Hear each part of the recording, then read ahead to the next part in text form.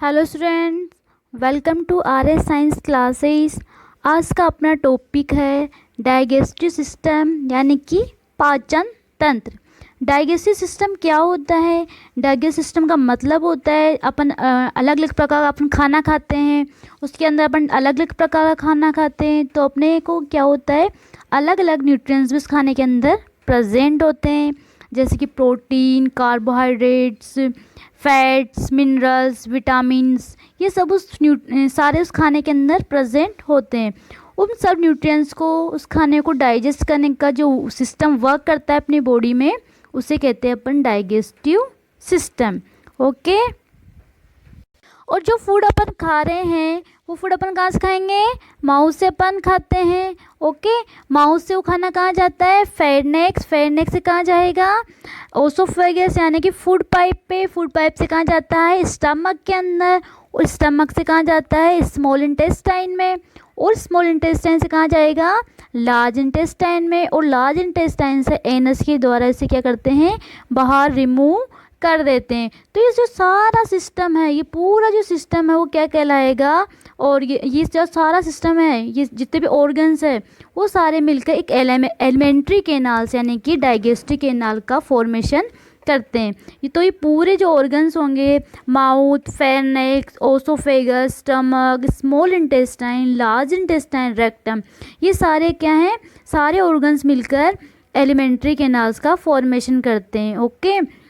जो अपनी alimentary canal है, ये जो कैनाल अपनी एलिमेंट्री कैनाल, इसकी साइज़ कितनी होती है? 8 से 10 मीटर क्या होती है? लंबी होती है। और इस एलिमेंट्री कैनाल क्या कहते हैं? इस एलिमेंट्री कैनाल को डाइजेस्टिव कैनाल भी कहते हैं। ओके। तो इस एलिमेंट्री कैनाल्स को अपन क्या करेंगे? डिटेल से अपन इसमें स्टडी करें।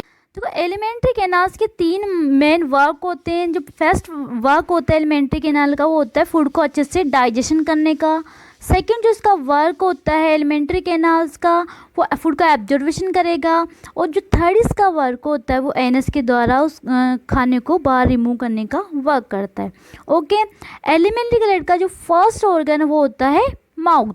ओके। तो माउथ कैसा होता है? माउथ की जो अपनी शेप होती है, कैसी शेप होती है माउथ की? बाउल शेप अपना माउथ होता है। अपन को पता है अपने माउथ के अंदर एक टंग प्रेजेंट होती है, टीथ प्रेजेंट होते हैं। तो अपन सबसे पहले टंग के बारे में देखो। अपनी जो टंग होती है इसके अंदर 5000 टेस्ट बड प्रेजेंट होती है। अपनी जो टंग होती है, ओके, जो अपनी टंग होती है उसके अंदर अपन को टेस्ट बड होता है, जैसे कि अपन खट्टा होता है, मीठा, नमकीन, उन सारा ज्ञान अपन को पता किसके द्वारा चलता है? टंग के द्वारा। यानी कि अपने घर पे अपन डेली अलग अलग प्रकार के जो फूड आइटम्स खाते हैं उनका टेस्ट क्या होता है? अलग अलग होता है, डिफरेंट डिफरेंट होता है। तो टेस्ट का जो डिफरेंट डिफरेंट का अपन को पता कैसे चलता है? टंग के द्वारा। ओके। जो टंग का जो आगे का हिस्सा होता है, देखो ये वाला, ये अपन को स्वीट एंड साल्ट का पता लगाते हैं। ओके। ये मीडियम में जो हिस्सा है ये स्वीट का अपन को पता लगाते हैं। और लास्ट टंग का जो लास्ट वाला हिस्सा होता है वो अपन को कड़वे, बीटर यानी कड़वे जो टेस्ट होता है ना, कड़वा टेस्ट, उसका पता लगवाते हैं। ओके। उस जो साइड का जो ये होते हैं शॉर्ट्स, तो ये अपने को जो भी खट्टा होते हैं, जो भी चीज़ें अपन खाते हैं, फूड आइटम खट्टे, उसका टेस्ट का अपन को यहाँ से पता चलता है। ओके। और जो अपने टंग के अंदर अपन 5000 टेस्ट बड अपने टंग में प्रेजेंट होती है। अपन 5000 फूड आइटम का टेस्ट अपनी टंग बता सकती है। ओके। तो उसके बाद अपने माउथ के अंदर एक स्लाइवरी ग्लैंड भी प्रेजेंट होती है, जो क्या करती है? स्लाइवा को प्रोड्यूस करती है। और जो भी खाना खा रहे हैं, फूड खा रहे हैं, उसको लसा बनाने का क्या करती है? वर्क करती है। ओके। तो उसके बाद अपने माउथ के अंदर क्या होता है? टीथ भी प्रेजेंट होते हैं। अपने ह्यूमन जो एडल्ट पर्सन होता है उसके माउथ के अंदर कितने टीथ होते हैं? 32 टीथ प्रेजेंट होते हैं। देखो अपने पूरे लाइफ टाइम के अंदर 2 बार टीथ का फॉर्मेशन होता है। जब अपन छोटे होते हैं तो अपने एक दूध के दांत आते हैं जो 15 साल की एज तक वो टूट जाते हैं। ओके। 15 साल की एज बाद अपने परमानेंट टीथ आते हैं। वो 4 टाइप के टीथ होते हैं। कौन कौन से होते हैं? इंसीजर होते हैं, केनाइल्स होते हैं, प्रीमोलर्स होते हैं, मोलर्स होते हैं। अब जो इन टीथ का अपने माउथ के अंदर बहुत इंपॉर्टेंट वर्क होता है। इनका जो वर्क क्या होता है?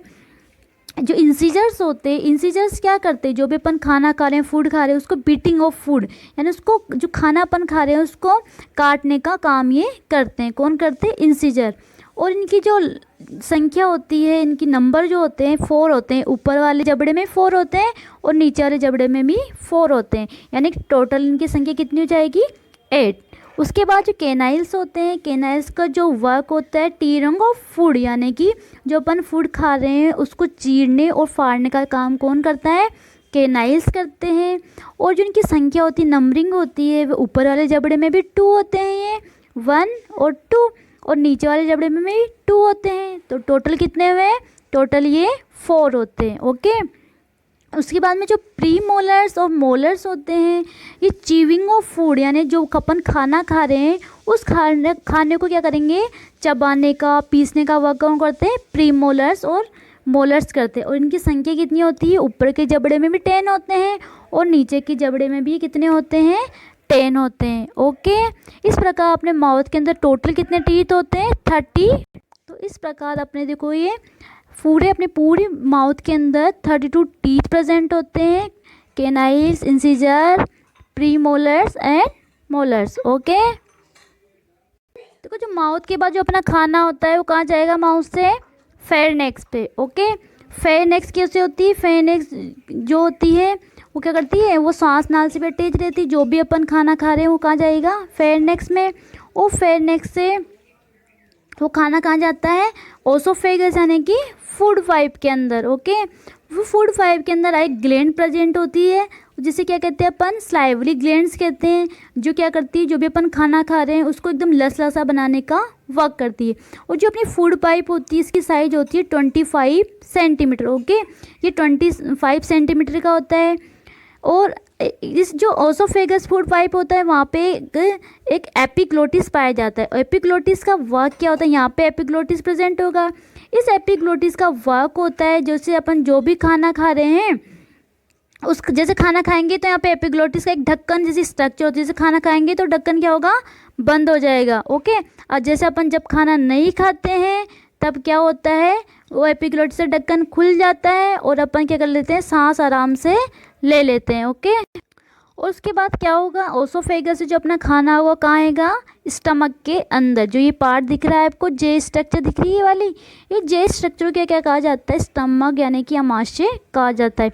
इस अमाशय के अंदर अपन 1 से 3 लीटर का जो भी अपना फूड आइटम होता है उसे अपन यहाँ पे स्टोर करके रख सकते हैं, यानी कि 3 लीटर तक का फूड आइटम्स अपन इसके अंदर स्टोर करके रख सकते हैं, 1 से 3 लीटर तक का। ओके, और जो स्टमक होता है, स्टमक के अंदर की जो ये मसल्स प्रेजेंट होती है, यहाँ की ये मसल्स क्या करती है, ये मसल्स ऐसे हाइड्रोक्लोरिक अम्ल को प्रोड्यूस करती है। और ये हाइड्रोक्लोरिक अम्ल क्या करता है, उस खाने को डाइजेस्ट करने का हेल्प करता है, उस खाने को डाइजेस्ट करने में हेल्प करता है। फिर स्टमक उस खाने को बहुत अच्छे से डाइजेस्ट करता है। उसके बाद जैसे खाना डाइजेस्ट हो जाता है तो खाना स्टमक से कहाँ आता है, स्मॉल इंटेस्टाइन में। जो ये वाला पार्ट है अपना, ये क्या है, स्मॉल इंटेस्टाइन। ओके, तो अपना जो खाना होता है स्टमक का स्मॉल इंटेस्टाइन में चला जाता है। स्मॉल इंटेस्टाइन जो होती है उसकी जो लंबाई होती है 7 मीटर लंबी अपनी स्मॉल इंटेस्टाइन की लंबाई होती है। और सबसे ज़्यादा डाइजेशन, एब्जॉर्प्शन खाने का स्मॉल इंटेस्टाइन के अंदर ही होता है।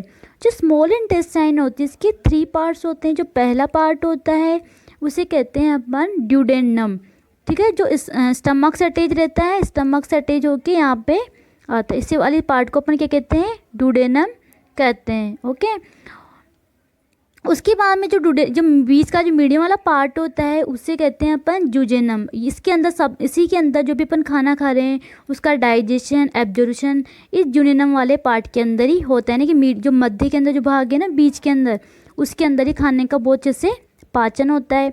और यहीं पे अपनी जो एक ग्लैंड प्रेजेंट होती है, पैनक्रियास ग्लैंड, ये वाली ग्लैंड है आपको दिख रही है, पैनक्रियास दिख रहा है। उस ग्लैंड के अंदर क्या होता है, वो ग्लैंड क्या करती है, एंजाइम सेक्रेशन करती है। जो एंजाइम क्या करता है, स्मॉल इंटेस्टाइन के खाने को क्या करता है, डाइजेस्ट करने में हेल्प करता है। उसके बाद जो थर्ड पार्ट होता है इसका स्मॉल इंटेस्टाइन का, वो होता है इलियम, जो किससे जुड़ा होता है, लार्ज इंटेस्टाइन से जुड़ा हुआ होता है। जो खाना उसको, जो स्मॉल इंटेस्टाइन होती है खाने को बहुत अच्छे से डाइजेस्ट करती है। और जो खाना स्मॉल इंटेस्टाइन से डाइजेस्ट नहीं हो पाता है उस खाने को स्मॉल इंटेस्टाइन कहाँ सेंड कर देती है, लार्ज इंटेस्टाइन के अंदर सेंड कर देती है। ओके, फिर लार्ज इंटेस्टाइन उस खाने को अच्छे से डाइजेस्ट करेगी, यानी कि जो अपन खाना खाते हैं उसको, खाने को जो खाना स्मॉल इंटेस्टाइन से डाइजेस्ट नहीं हो पाता है उस खाने को इंटेस्टाइन डाइजेस्ट करता है लार्ज इंटेस्टाइन। और लार्ज इंटेस्टाइन क्या करता है, उस खाने के अंदर जो भी फूड वाटर होगा, मिनरल्स होंगे, यानी कि जो भी उसके लिए यूज़फुल चीज़ें होती है उन सबको तो जो लार्ज इंटेस्टाइन होती है उन सबको स्टोर करके रख लेती है। और जो उसके लिए फूड आइटम वेस्ट होता है उसको क्या करती है, रेक्टम में सेंड करती है। ये वाला पार्ट है रेक्टम, इस रेक्टम में इसको क्या कर देगी, खाने को सेंड कर देगी।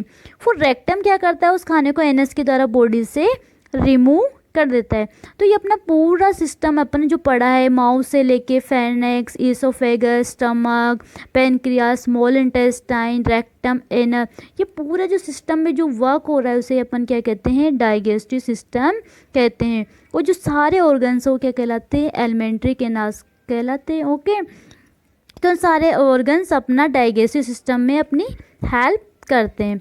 ओके, इन ऑर्गन्स के अलावा अपने जो डाइजेस्ट सिस्टम के अंदर कुछ ग्लैंड भी प्रेजेंट होती है, जैसे कि pancreas gland, liver gland. Okay, और एक ग्लैंड माउथ के अंदर प्रेजेंट होती है, उसे कहते हैं स्लाइवरी ग्लैंड। ओके, इन तीनों ग्लैंड्स का वर्क भी क्या है, अलग है। देखो अपना जो माउथ होता है, माउथ के अंदर एक ग्लैंड प्रेजेंट होती है, उसे कहते हैं स्लाइवरी ग्लैंड। स्लाइवरी ग्लैंड क्या करती है, स्लाइवा को प्रोड्यूस करती है। जो भी अपन खाना माउथ के अंदर खा रहे हैं उस खाने को क्या करेगी, लसलसा बनाने का काम करती है, और उसके अंदर बहुत चिपचिपा और लसलसा बनाती है। कौन बनाती है, स्लाइवरी ग्लैंड। स्लाइवरी ग्लैंड क्या करती है, स्लाइवा को प्रोड्यूस करेगी, और स्लाइवा क्या करता है, उस खाने को बहुत लसदार और चिपचिपा बनाने का। देखो जो नेक्स्ट ग्लैंड होती है पैनक्रियास। जो पैनक्रियास ग्लैंड होती है वो क्या करती है, पैनक्रेटिक जूस को प्रोड्यूस करती है। और ये क्या करता है, पैनक्रेटिक जूस जो अपन ना जो खाना खा रहे हैं, जो खाना स्मॉल इंटेस्टाइन में जा रहा है, तो स्मॉल इंटेस्टाइन के अंदर क्या करती है, जो पैनक्रेटिक जूस को स्मॉल इंटेस्टाइन में भेजती है, और स्मॉल इंटेस्टाइन उस खाने को अच्छे से डाइजेस्ट करने का वर्क करती है।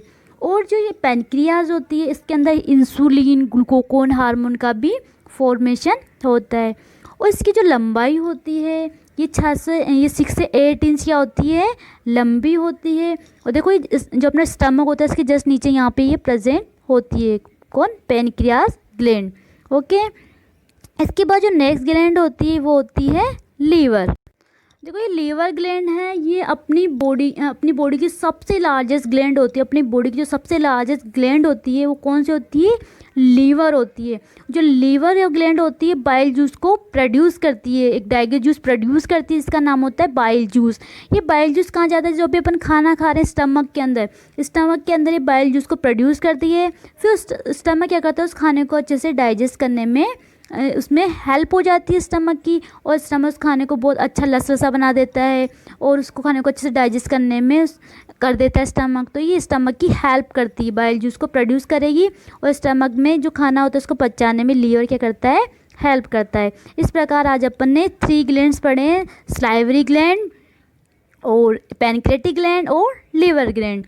ओके, और डाइजेस्ट सिस्टम के अंदर हम माउथ पढ़े हैं, pharynx, oesophagus, stomach, small intestine, large intestine. तो इस प्रकार से ऑर्गन्स और ग्लैंड्स मिलकर पूरे डाइजेस्ट सिस्टम क्या करती है, कंप्लीट करती है। Okay, thank you. आज का अपना टॉपिक कंप्लीट हो चुका है। ओके।